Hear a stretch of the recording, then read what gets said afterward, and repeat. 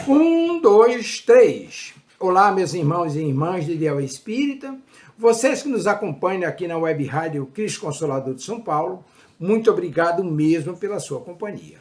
A nossa página Estação da Luz Espírita não tem fins lucrativos. O objetivo é a divulgação da doutrina espírita. E é por isso que reunimos aqui esse acervo de matérias espíritas, os livros da codificação, obras suplementares, entrevistas, palestras e outros trabalhos. Tudo isso exibidos nos programas das Web Rádio Estação da Luz de Natal e Cristo Consolador de São Paulo, para atender suas necessidades de estudo, pesquisa e lazer. Tudo isso sem fim lucrativo, como já dissemos. Agora, nos acompanhe aqui nesse programa a seguir. Muito obrigado mesmo pela sua companhia.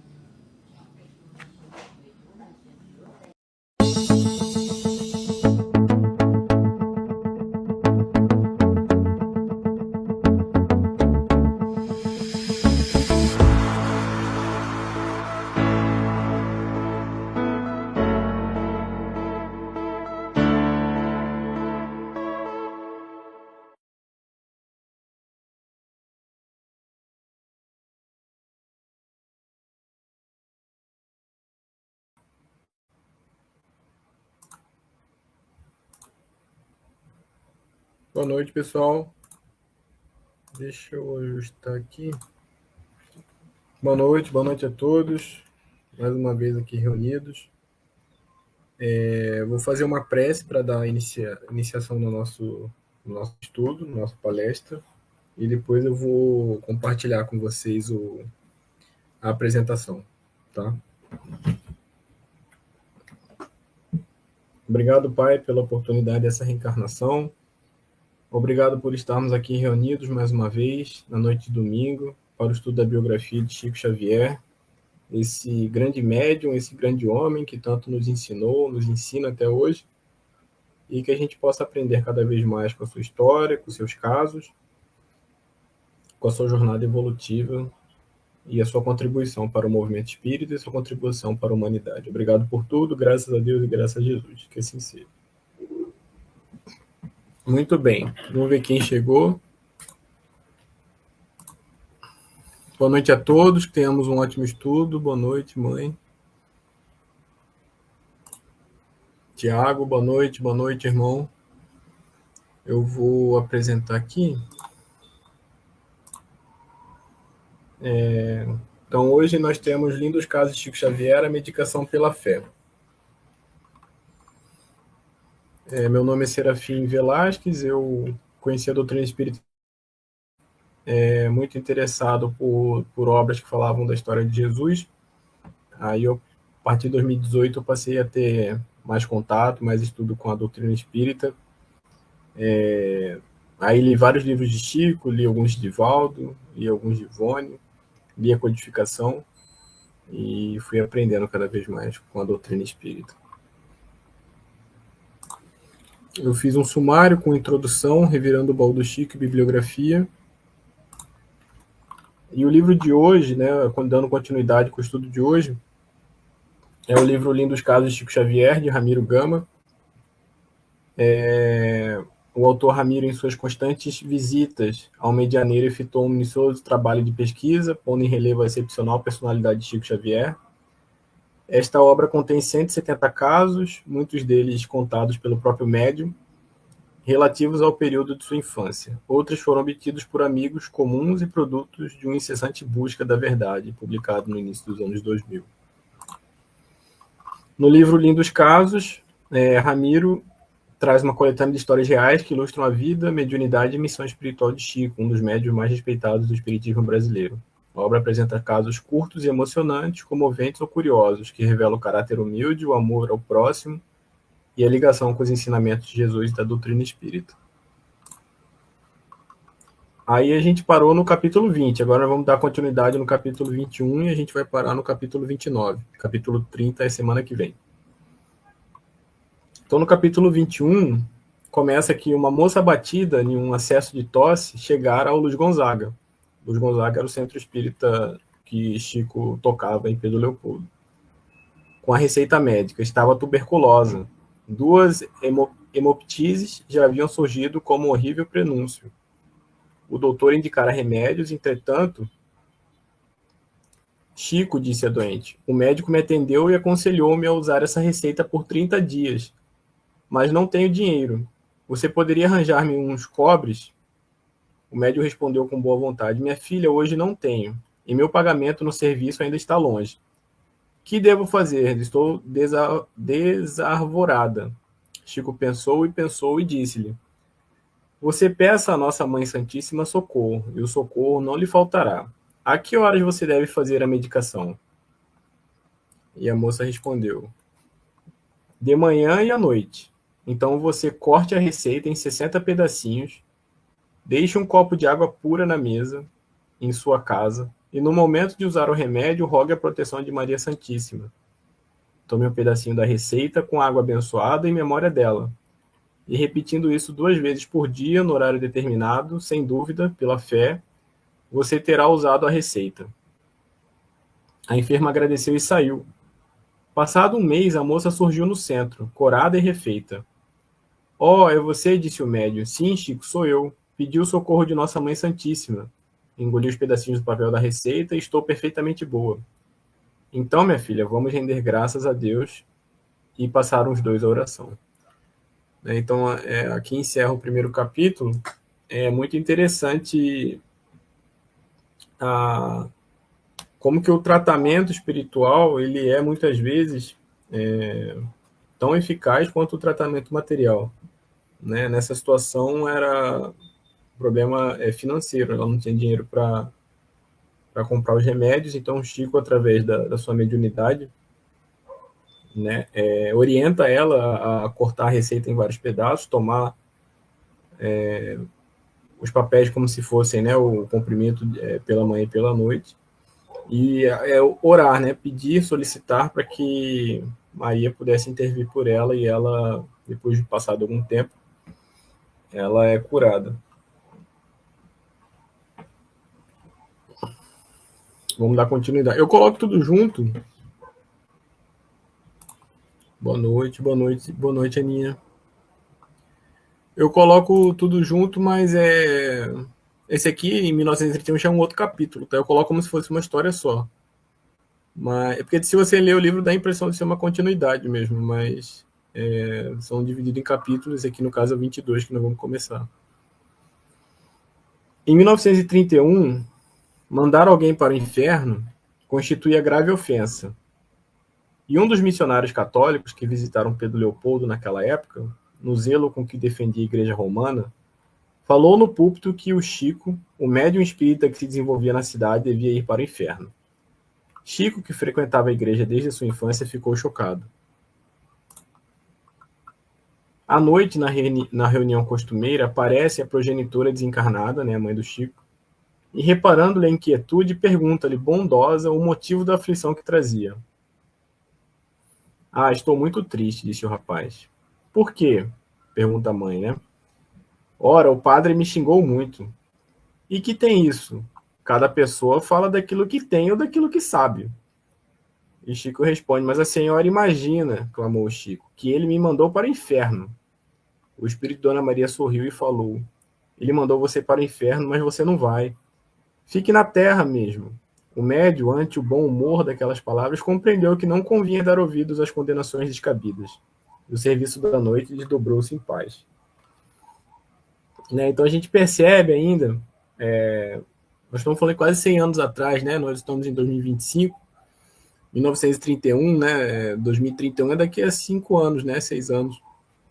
Então são quase um século atrás que o Chico viveu, que estava passando por essa situação. Então era uma época com muito mais preconceitos, né? A Igreja Católica era muito mais poderosa do que é hoje, muito mais influente do que é hoje, né? E como a própria frase ali no começo falava, né? Você mandar alguém para o inferno naquela época era uma coisa muito séria, né? Porque para a Igreja Católica os destinos são fixados, né? Ou seja, se você for uma boa pessoa, você vai para o céu. Se você for uma má pessoa, você vai para o inferno. Se você for uma pessoa mediana, você vai para o purgatório, né?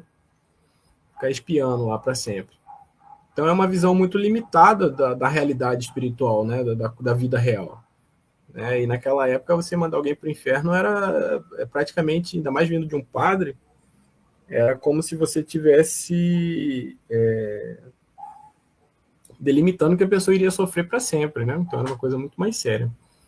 E o Chico, como um menino do interior, né, estava muito preocupado com essa situação, e aí a mãe dele intervém, né, conversa com ele, auxilia ele a entender que aquilo ali é o momento evolutivo do padre, né, para você ver o tamanho da responsabilidade, né? Prega sobre Jesus e mandando outras pessoas para o inferno, né? Então, o cristianismo ainda não entrou nele, né, como a gente fala, né? Vamos para o próximo. Em 1931, quando o Chico passou a receber as primeiras poesias do Parnaso de Além Túmulo, um cavaleiro de Pedro Leopoldo, muito impressionado com os versos, resolveu apresentar ao médium os poemas a certo escritor mineiro de passagem pela cidade. O filho de João Cândido vestiu a melhor roupa que possuía e, com a pasta de mensagens debaixo do braço, foi ao encontro marcado. O conterrâneo do médium, embora católico romano, apresentou um Chico entusiasmado. Este é o médium de que lhe falei. O escritor cumprimentou o rapaz e entregou-se à leitura dos versos. Sonetos de Augusto dos Anjos, poemeto de Casimiro Cunha, quadras de João de Deus. Depois de rápida leitura, o literato sentenciou: isso tudo é bobagem. E mirando, Chico rematou: este rapaz é uma besta. Mas, doutor, disse agastado o conterrâneo do Chico, o rapaz tem convicções e abraça o espiritismo como doutrina. Pois então deve ser uma besta espírita, declarou o escritor. Bastante desapontado, o médio despediu-se. Em casa, durante a oração, a progenitora apareceu. A senhora viu como fui insultado? Perguntou Chico. E porque Dona Maria se revelasse alheia ao assunto, o filho contou-lhe o caso. Não vejo insulto algum. Creio até que você foi muito honrado. Uma besta é um animal de trabalho, mas o homem me apelidou por besta espírita. Isso não tem importância, exclamou a mãezinha desencarnada. Imagine-se como sendo uma besta em serviço do espiritismo. Se a besta não dá coices, converte-se num elemento valioso e útil. Porque o filho silenciasse, Dona Maria acrescentou. Você não acha que é bem assim?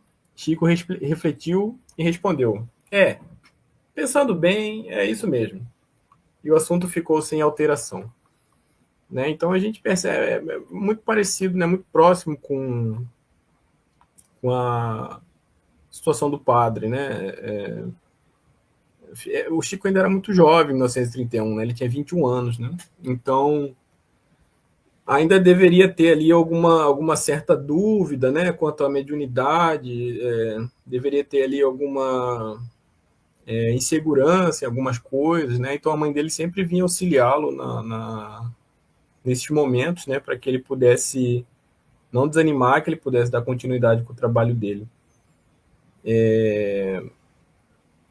Chico foi chamado ao trabalho muito jovem, né, muito cedo, então, e sem auxílio da mãe, ele sentiu por um lado, mas por outro lado, devido à sua mediunidade, ele sempre teve auxílio, né, da mãe dele, principalmente ali nos primeiros anos, e posteriormente de Emmanuel, né, que o auxiliou ali durante muitos anos, para que ele pudesse concluir o trabalho dele, né, que foi um trabalho aí de primeira linha, né, nunca antes visto, inclusive, né. E aí vamos continuar para o próximo capítulo. Adoecera um dos irmãos do grupo. Reumatismo complicado e renitente. Um amigo ensinou a aplicação de uma erva que somente se desenvolve em cavernas do subsolo. Chico e José Xavier, tendo por acompanhante um belo cão que lhes pertencia de nome Lorde, vão a uma grande lapa das muitas que existem nas cercanias de Pedro Leopoldo. Em caminho, começam a conversar. Falavam a respeito de certos amigos e comentavam: Beltrano não serve, fulano é muito esquisito, Cicrano é imprestável. A Aninha comentou aqui. A mãe do Chico parece meu filho falando comigo. Sempre orientando, né, Aninha? É verdade. A mãe do Chico foi quase que uma segunda guia espiritual para ele, né? Foi igual o Emmanuel, praticamente. Então eles estavam lá falando mal de alguns trabalhadores. Quando as críticas iam inflamadas, o espírito de Dona Maria João de Deus aparece ao Chico e aconselha: vocês não devem falar mal de ninguém. Todos necessitamos uns dos outros. Julgar pelas aparências é péssimo hábito. Sempre chega um momento na vida em que precisamos de amparo de criaturas que supomos desprezíveis. O médio transmitiu ao irmão quanto ouvira e calaram-se ambos. Chegaram à caverna e José, segurando o Lorde por uma corda, desceu à frente. Depois de longa busca, encontraram a erva medicinal. Contudo, quando se voltavam para o retorno, perderam a noção do caminho sobre as grandes abóbadas de pedra. De vela acesa, procuraram debalde a saída. Gritaram, mas receberam um eco da própria voz. Quando a luz se mostrava quase extinta, recordaram-se da prece. Oraram. Dona Maria João de Deus apareceu ao médio e considerou: temos agora a prática do ensinamento, a que nos reportamos na estrada. Vocês podem saber muita coisa, mas agora precisam do cão. Soltem o Lorde e sigam-lhe os passos. Ele sabe o caminho de volta. Assim fizeram e, acompanhando o animal, venceram o labirinto em alguns minutos. Lá fora, à luz do dia, entreolharam-se surpresos, meditaram na lição recebida e renderam graças a Deus. Então, é aquela velha lição, né? Que nem todo mundo é tão sábio que não possa aprender alguma coisa e nem todo mundo é tão ignorante que não possa ensinar alguma coisa, né? Então, a gente não deve menosprezar. Muitas vezes a pessoa não é tão boa em coisas que nós temos hábito de fazer, e por causa do hábito a gente acaba se tornando relativamente bom, e aí a gente julga que a pessoa não é tão boa, mas a pessoa muitas vezes é boa em outras coisas que nós não temos hábito de fazer, né? Tudo é treino, tudo é hábito, tudo é técnica. Então a gente tem que perceber essas coisas, né? O próprio animal, que talvez não sabia fazer uma conta matemática, né? Mas sabia sair da caverna, né? Então, muito mais prático do que o Chico Irmão, né? E um grande ensinamento. Então, vamos continuar. A venda de José Felizardo, onde o Chico era empregado, vivia repleta. Entre os que a frequentavam estava um homem rude, de nome Honorato, que era perito em provocar a antipatia dos outros. Dizia palavrões, embriagava-se por qualquer de calma palha exibia um punhal. Chico também não simpatizava com ele, e quando estava à beira de uma discussão desagradável com o pobre beberrão, lembrou-se da prece e calou-se. Em plena oração viu Dona Maria João de Deus, que o advertiu: meu filho, evite contendas. Hoje esse homem pode ser antipático aos seus olhos. Amanhã talvez poderá ser um benfeitor em nossas necessidades. Meses passaram. Em um domingo, José e Chico Xavier foram de manhãzinha ao campo em busca de ervas medicinais para socorro a irmãos doentes. Andaram muito à procura do velame, da carqueja e dos grelos de samambaia. Quando se dispunham ao regresso, larga nuvem de neblina desceu sobre a região. Por muito que se esforçassem, não reencontraram o trilho de volta. Por mais de 2 horas erraram no mato agreste. Muito aflitos, oraram juntos, pedindo socorro. Os amigos espirituais pareciam ausentes, e o nevoeiro aumentava cada vez mais. Continuavam andando, fatigados, quando viram uma casinha a pequena distância. Bateram à porta e a porta abriu-se. Uma voz alegre e acolhedora gritou lá dentro: "Oh, Chico, você aqui!" Era o Honorato, que os abraçou com satisfação, oferecendo-lhes alimento e guiando-os ao caminho de retorno. Quando o benfeitor se despediu, deixando-os tranquilos, a progenitora desencarnada aparece ao médium e disse-lhe: "Compreendeu, Chico?" E o Chico, impressionado, respondeu: "Compreendi sim, a senhora tem razão." Né? Então a gente deve evitar, né, discutir, deve evitar climas hostis, a gente precisa buscar construir entre nós, entre as pessoas próximas, um momento, né, de tranquilidade para que as pessoas possam conversar, possam ter algum tipo de amizade, algum tipo de relacionamento saudável, né?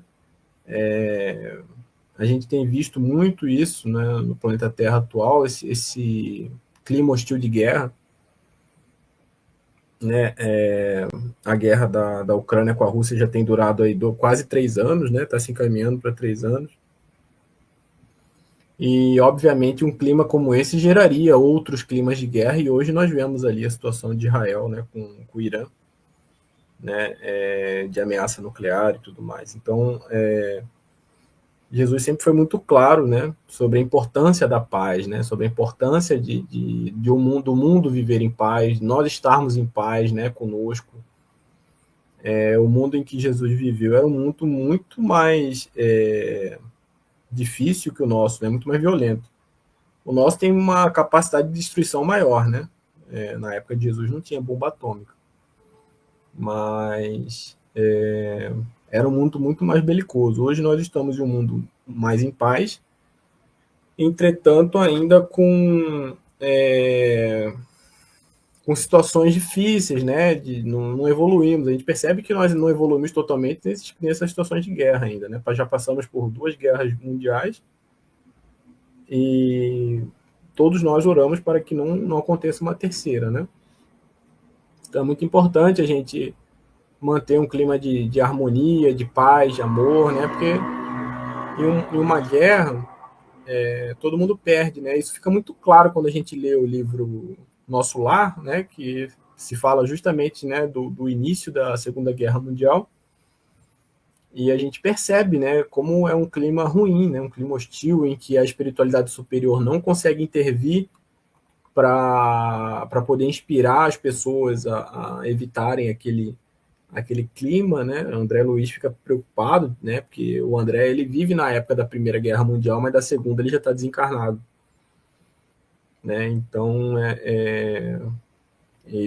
a geração dele acreditava que não existiria outra guerra naquelas proporções e veio, né? Depois da primeira veio a segunda que teve proporções ainda maiores. Então é muito importante a gente manter a paz, é muito importante que a gente possa, para que a humanidade possa crescer, né, que ela possa prosperar, somente com a paz, né? Sem a paz não tem como a gente crescer. Então vamos lá, vamos continuar. Em 1931, desencarnaram um amigo do Chico, em Pedro Leopoldo. Cavalheiro digno, católico, muito distinto e pai de família exemplar. O médium acompanha o enterro. Na cidade, da igreja ao cemitério é longo o percurso. Um padre presente abeira-se do rapaz e pergunta: Então, Chico, dizem que você anda recebendo mensagens do outro mundo. Chico responde: É verdade, reverendo. Sinto que alguém me ocupa o braço e se serve de mim para escrever. Tome cuidado, Chico. Lembre-se que o espírito das trevas tem grande poder para o mal. Entretanto, padre, os espíritos que se comunicam somente nos ensinam bem. O sacerdote retirou um papel em branco da intimidade de um livro que sobrava e convidou: Bem, Chico, estamos no cemitério acompanhando um amigo morto. Tente alguma coisa. Vejamos se aqui algum espírito desejando escrever. Chico recebe o papel e concentra-se. Em poucos instantes sente o braço tomado pela força espiritual e psicografa a poesia aqui transcrita. A psicografia é um poema de Alta de Souza, né? Intitulada a Deus. O sino plange em interna suavidade. No ambiente balsâmico da igreja. Entre as naves, no altar, em tudo adeja o perfume dos goivos da saudade. Geme a viuvez, lamenta-se a orfandade, e a alma que regressou do exílio beija a luz que resplandece, que viceja, na catedral azul da imensidade. Adeus, terra das minhas desventuras. Adeus, amados meus, diz nas alturas. A alma liberta, o azul do céu singrando. Adeus, choram as rosas desfolhadas. Adeus, clamam as vozes desoladas de quem ficou no exílio soluçando. Alta de Souza, esse soneto foi incorporado ao Parnaso de Além Túmulo, né? Então o Chico escreve. Pra vocês terem uma ideia, é muito difícil isso, tá, pessoal? Você escrever uma psicografia assim, não é tão simples assim, né? A mediunidade do Chico era uma mediunidade especial mesmo, né? Uma mediunidade ali, geralmente, pelo menos comigo, para escrever, tem que estar em um ambiente propício, tem que estar. Não é tão simples assim, tira um papel daí eu vou sair escrevendo, né? A gente percebe que a mediunidade do Chico ela é diferenciada mesmo. Bom, vamos continuar. Nos fins de 1931, Chico, à tardinha, orava sobre uma árvore junto ao açude. Pitoresco local na saída de Pedro Leopoldo, para o norte, quando viu a pequena distância uma grande cruz luminosa. Pouco a pouco, dentre os raios que formava, surgiu alguém. Era um espírito simpático, envergando túnica semelhante à dos sacerdotes, que lhe dirigiu a palavra com carinho. Não se sabe o que teriam conversado naquele crepúsculo, mas conta o médium que foi esse o seu primeiro encontro com Emmanuel, na vida presente. E acentua que, em certo ponto do entendimento, o orientador espiritual perguntou-lhe: está você realmente disposto a trabalhar na mediunidade com o Evangelho de Jesus? Sim, se os bons espíritos não me abandonarem, respondeu o médium. Mas será você desamparado. Mas não será você desamparado, disse-lhe Emmanuel. Mas para isso é preciso que você trabalhe, estude e se esforce no bem. E o senhor acha que eu estou em condições de aceitar o compromisso? Tomou o Chico. Perfeitamente, desde que você procure respeitar os 3 pontos básicos para o serviço. Porque o protetor se calasse, o rapaz perguntou: qual o primeiro? A resposta veio firme: disciplina. E o segundo? Disciplina. E o terceiro? Disciplina.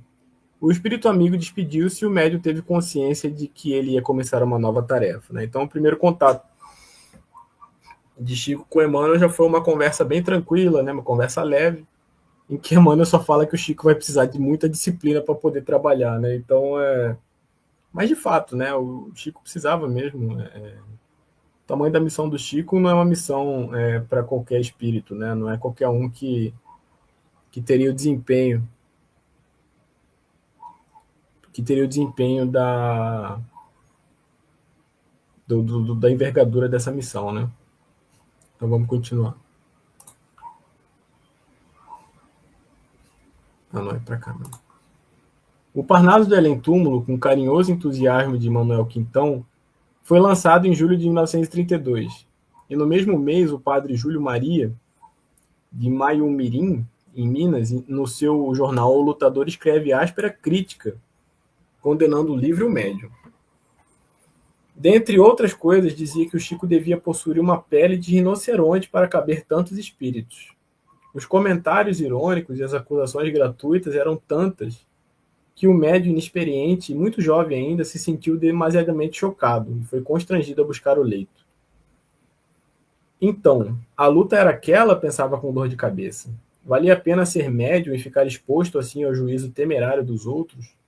Seria justo aguentar aqueles xingatórios quando estava possuído das melhores intenções?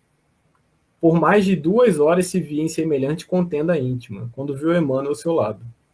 Contou ao mentor o que se passava, e supôs que o espírito amigo o acariciaria sem restrições. Emmanuel, porém, de pé, com severa fisionomia, falou-lhe firme: mas eu não vejo razão para solenizar esse assunto. Entretanto, o senhor está vendo. O padre disse que eu tenho uma pele de rinoceronte, clamou o médium. Se não tem, precisa ter, disse-lhe o protetor, porque se você quiser cultivar uma pele muito frágil, cairá sempre com qualquer afinetada.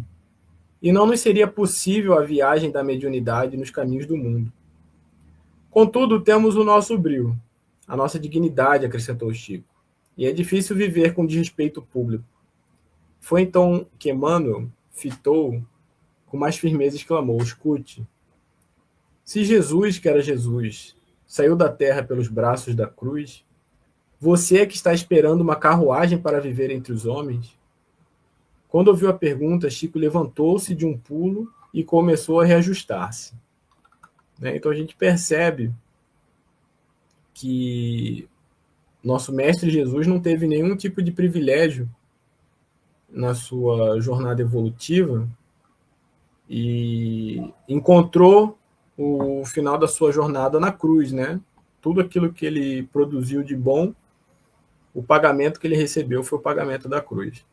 Né? Então, Emmanuel propõe para o Chico refletir, né, que o Chico precisaria, de fato, ter essa pele de rinoceronte que o padre tinha comentado, porque a missão dele exigia que ele tivesse essa pele de rinoceronte, né? Que ele pudesse ter uma capacidade para aguentar o que viria pela frente, que seria muito mais forte do que uma crítica de jornal, né?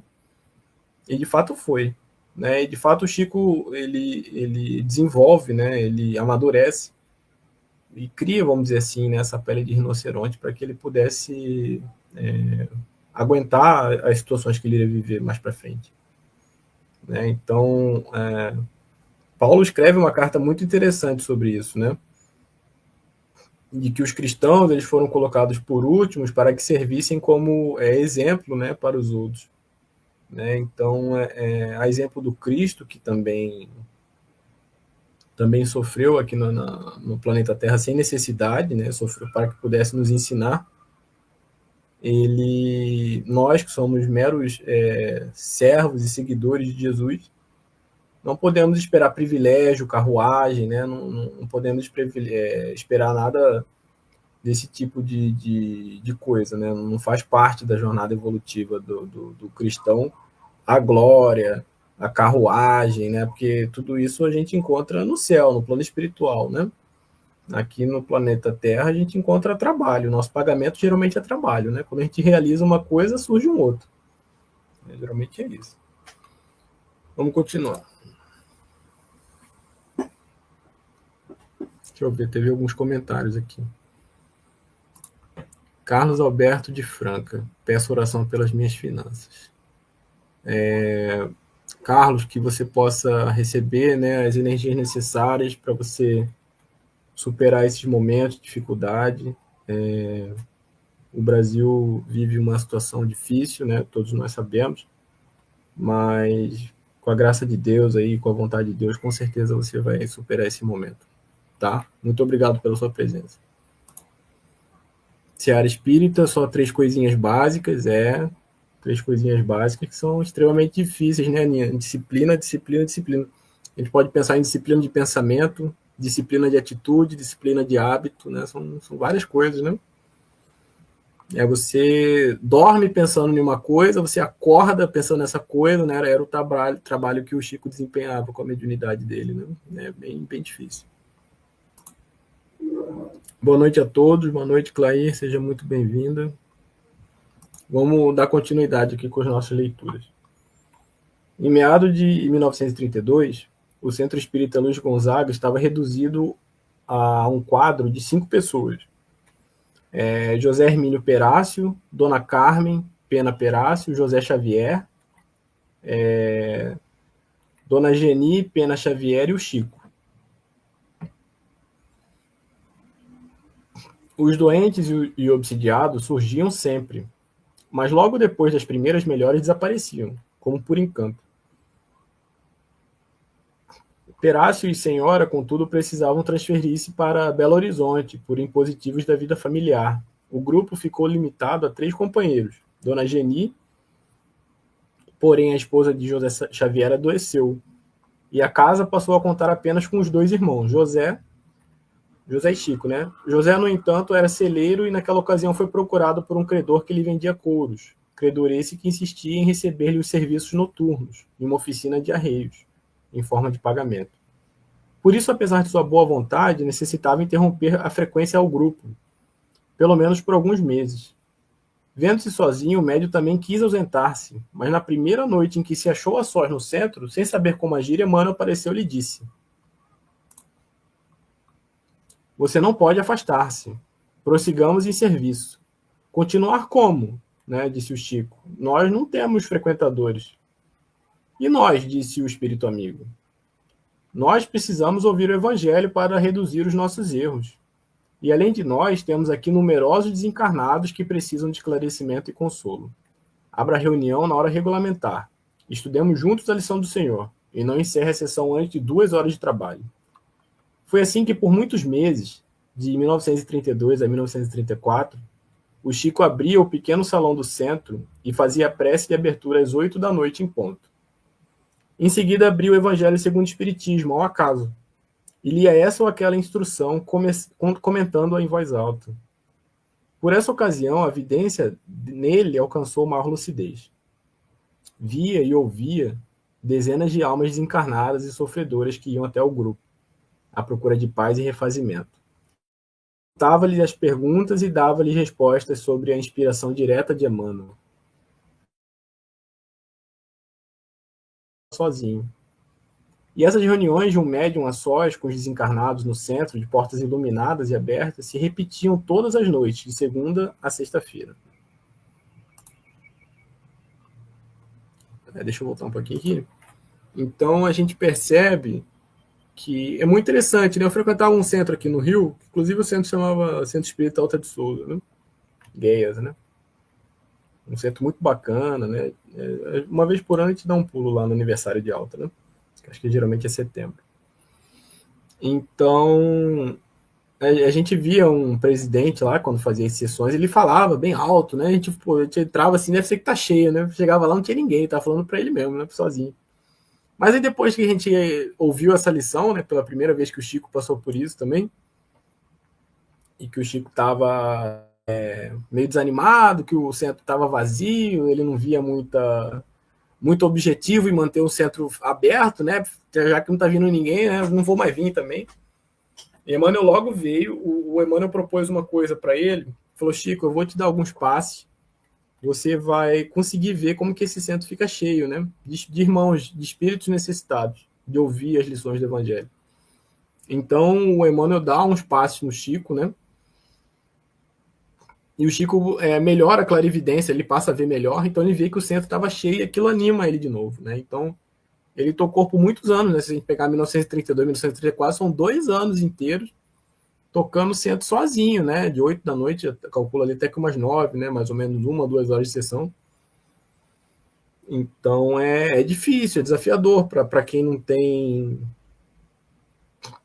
Para quem não tem o conhecimento espírita, seria difícil. A gente não vê um pastor evangélico pregando culto para ninguém, né? É muito difícil isso. Né? E nós espíritas, nós estudamos e nós até recebemos muitas cartas, às vezes, de irmãos desencarnados que falam para a gente: não para com o estudo tal que a gente acompanha, vocês pararam no trecho tal, a gente está acompanhando, né? No nosso caso é o Memória de um Suicida, né? Da Ivone.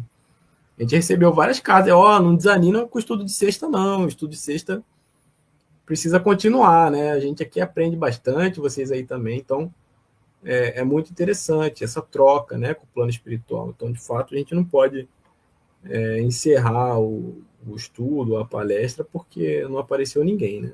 Não apareceu ninguém no plano material, no plano espiritual tá bombando, né? Bom, e aí, esse, se eu não me engano, é o capítulo 29 que a gente leu agora. O capítulo 30 vai ficar para a semana que vem. E hoje eu trouxe aí para a gente mais um capítulo do Jesus no Lar, para a gente fechar o nosso estudo. Então, no capítulo 12 do livro Jesus no Lar, por Neo Lúcio, nos é dito: fim da leitura de alguns trechos da história de Jó, a palestra na residência de Simão versou acerca da fidelidade da alma ao Pai Todo-Poderoso. Diante da vibração de alegria em todos os semblantes, Jesus contou bem-humorado. Apareceu na velha cidade de Nínive um homem tão profundamente consagrado a Deus que todos os seus contemporâneos por isso lhe rendiam especial louvor. Tão rasgados eram os elogios à sua conduta que as informações subiram ao trono do Eterno. E porque vários arcanjos pedissem ao Todo-Poderoso a transferência dele para o céu, determinou a divina sabedoria que fosse procurado na selva da carne, a fim de verificar-se com exatidão se estava efetivamente preparado para a sublime investidura. E para isso, os anjos educadores, a serviço do Altíssimo, enviaram à terra 4 rudes descobridores de homens santificados: a necessidade, o dinheiro, o poder e a cólera. Desceram cada qual a seu tempo, para efetuarem as provas indispensáveis. A necessidade, que em casos desses sempre surge em primeiro lugar, aproximou-se do grande crente e se fez sentir de vários modos, dando-lhe privações, obstáculos, doenças e abandono de entes amados. Entretanto, o devoto robusto na confiança compreendeu na mensageira uma operária celeste e venceu-a, revelando-se cada vez mais firme nas virtudes de que se tornara modelo. Chegou então a vez do dinheiro. Acercou-se do homem e conferiu-lhe mesa lauta, recursos imensos e considerações sociais de toda sorte. Mas o previdente aprendiz lembrou-se da caridade e, afastando-se das insinuações dos prazeres fáceis, distribuiu moedas e posses em multiplicadas obras do bem, conquistando equilíbrio financeiro e a veneração geral. Vitorioso na segunda prova, veio o poder, que o investiu de larga e brilhante autoridade. O devoto, contudo, recordou que a vida, com todas as honrarias e dons, é simples empréstimo da providência celestial, e usou o poder com brandura, educando quantos o rodeavam, por intermédio da instrução e do trabalho bem orientados, recebendo em troca a obediência e admiração do povo entre o qual nascera. Triunfante e feliz, o crente foi visitado, enfim, pela cólera. De maneira a sondar-lhe a posição espiritual, a instrutora invisível valeu-se de um servo fraco e ignorante e tocou-lhe o amor próprio, falando com manifesta desconsideração em assunto privado que, embora a expressão da verdade, constituía certo desrespeito a qualquer pessoa de sua estatura social e indiscutível dignidade. O devoto não resistiu. Intensa onda sanguínea lhe surgiu no rosto, com gesto, e ele se desfez em palavras contundentes, ferindo familiares e servidores, e prejudicando as próprias obras.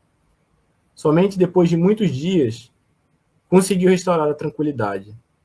Quando, porém, a cólera já lhe havia desnudado o íntimo, revelando-lhe o imperativo de maior aperfeiçoamento e notificando ao Senhor que aquele filho, matriculado na escola de iluminação, ainda requeria muito tempo na experiência purificadora para situar-se nas vibrações gloriosas da vida superior, a curiosidade geral transparecia no semblante de todos os presentes, que não ousaram trazer à baila qualquer nova ponderação. Estampado no rosto sereno, sorriso, o Cristo terminou. Quando o homem recebe todas as informações de que necessita para elevar-se ao céu, determina o Pai amoroso que ele seja procurado pelas potências educadoras. A maioria dos crentes que aparentemente desfrutavam dos exercícios da necessidade que lhes examina a resistência moral, estragados das sugestões do dinheiro, que lhes observa o desprendimento dos objetivos inferiores e a capacidade de agir na sementeira do bem. Alguns caem desastrosamente pelas insinuações do poder, que lhes experimenta a competência para educar e salvar os companheiros da jornada humana. E raríssimos são aqueles que vencem a visita inesperada da cólera, que vem ao círculo do homem a notar a diminuição do amor próprio, sem a qual o espírito não reflete o brilho e a grandeza do Criador nos campos da vida eterna. O mestre calou-se, sorriu compassivamente, de novo, e porque ninguém retomasse a palavra, a reunião da noite foi encerrada. Então a gente percebe a importância que nós temos de cultivar a humildade dentro de nós e percebermos, né, que somos, aqui no planeta Terra, meros aprendizes, né? Eu acho que, se eu não me engano, Hermínio Miranda que falava isso, né, que no plano de encarnados, no plano material, todos nós somos aprendizes, né? O mestrado, o doutorado em espiritismo, a gente aprende no plano espiritual, né? Então, a gente percebe que quando o homem sábio foi visitado pela cólera, né, e mexeu com seu orgulho íntimo, né, com seu orgulho próprio, aquilo fez ele transbordar em uma situação de raiva, né, de cólera mesmo, né, que mostrou que ele ainda não estava preparado para essa vida superior, né? E Jesus nos ensina no final que, quando nós passamos por várias etapas, né, nós somos bem-sucedidos em várias situações, na situação da necessidade, na situação do dinheiro, na situação do poder, e aí, quando finalmente nós somos visitados pela situação da cólera, é quando nós geralmente falhamos, né? Em muitos outros casos. Era um servidor também que já tinha cumprido bastante coisa, e aí ele é testado ali por um desses irmãos que fala que ele é um nada, né? Você é um nada, você não significa nada diante do Criador, tal, e aquilo deixa ele meio chateado, meio triste, e ele fica muito... E aquilo ali impede ele de trabalhar, né? Então a gente não pode parar de trabalhar, a gente tem que continuar trabalhando sempre, né? O Chico também passou por isso, né? A gente tem que lembrar que o Chico sofreu uma pequena perseguição, nós ainda não chegamos nessa etapa, mas ele foi perseguido ali pela Igreja Católica, isso que a gente leu foi só o começo, né? Ainda vai ser perseguido em rede nacional e tudo mais, né? Então, o Chico também passou por provas, né? Por várias provas, e sempre recorria à oração, né? Na oração dele sempre Emmanuel, ou a mãe dele no começo vinha orientá-lo para que ele pudesse ter calma, para que ele pudesse analisar as coisas sobre um ponto de vista diferente, né? Que ele pudesse analisar a situação que ele estava vivendo, não em termos de uma ofensa pessoal, mas do ponto de vista de ignorância da outra pessoa, né? A outra pessoa, o momento evolutivo da outra pessoa ainda era aquele momento evolutivo de querer brigar, né? De querer insultar, né? Algo desse tipo. Tá bom? Então, essa é a bibliografia que eu recorri hoje, os lindos casos de Chico Xavier e Jesus no Lar. Nos próximos capítulos, nós vamos estudar, além dos casos de Chico Xavier, a segurança do trabalho, né? Capítulo 30 para frente, que vai ser dia 29, se eu não me engano, né? Dia 29. Tá bom? E obrigado pela presença de todos. Se puder deixar o like, se puder se inscrever no canal, a gente agradece muito. Mais uma vez, eu gostaria de pedir para os ouvintes que a gente possa orar por esse momento de guerra, né, que nós estamos vivendo, que essas tensões possam se acabarem, serem dissolvidas, né, que o nosso planeta possa voltar a ter paz, possa voltar a ter harmonia. A gente sabe, né, nós espíritas sabemos que nós estamos vivendo a fase da transição planetária, uma das fases mais importantes, né, que o planeta vai estar vivendo, né, viveu e vai viver. E a gente sabe que nós teremos esses desafios, mas que isso possa ser resolvido de forma pacífica, de forma em que todas as partes possam resolver as suas pendências. A gente espera que sejam superadas esses desentendimentos. A gente sabe das dificuldades disso também, né? A gente está falando de assuntos muito complexos, mas que a gente possa recorrer à oração para que a oração nos auxilie os nossos irmãos que se encontram na prova do poder, né? Que se encontram aí na prova dos líderes globais, que eles possam receber apoio, auxílio e possam resolver essas situações aí que não levam a lugar nenhum, né? A destruição e a morte não leva a lugar nenhum. Que a gente possa encontrar a paz e que através da paz a gente possa solucionar os nossos problemas. Tá bom? Muito obrigado. Excelente estudo, irmão. Obrigado, Tiago. Você também. Bom domingo. Dia 29, próximo estudo. Isso aí. 29. É que esse mês teve 5 domingos, né? Porque esse mês começou com o dia 1º de junho, foi um domingo. Então teve 5. 1, 2, 3, 4, 5. Isso mesmo. Obrigado pelo estudo. Obrigado, Aninha. Gratidão pelos esclarecimentos. Obrigado, mãe. Obrigado por esse estudo. Obrigado, Clay. Obrigado de verdade. Senti falta hoje da Célia, né, e da Maria Cláudia, né? Mas com certeza elas devem ouvir depois aí. Muito obrigado pela presença de todos. Um excelente domingo, uma excelente semana para todos aí que se iniciam. Precisamos orar muito pela paz do nosso planeta. É verdade, Clay. Eu fico um pouco preocupado quando eu paro para pensar. Né? Realmente eu fico bem preocupado. E eu sei que o Chico ficava também, porque ele conversava sobre... Naquela época, a ameaça nuclear era muito maior do que hoje, né? Ele viveu as tensões da Guerra Fria ali, né? 1980, né? Aquilo ali. E é preocupante, sim. É bastante preocupante. Por isso que a gente tem que orar bastante para poder ajudar o plano espiritual a resolver essa situação, né, da melhor forma. Tá bom? Um bom domingo a todos, uma boa semana e até semana que vem. Tá bom? Valeu, galera. Tchau, tchau. Boa noite.